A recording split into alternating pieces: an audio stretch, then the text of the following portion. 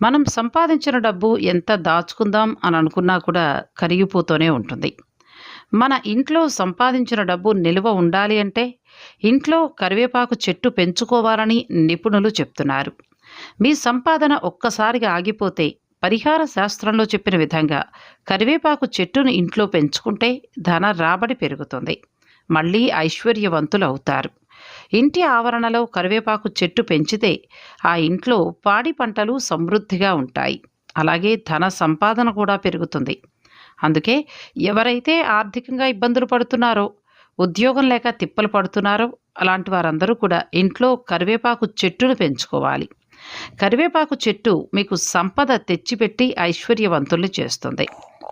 కరివేపాకుతో ధన లాభమే కాదు ఆరోగ్యం కూడా మెరుగుపడుతుంది. కరివేపాకు చెట్టుకు సూర్యరశ్మి అవసరమవుతుంది. కాబట్టి మొక్క అవుట్‌డోర్‌లో పెరగడమే మంచిది. మీరు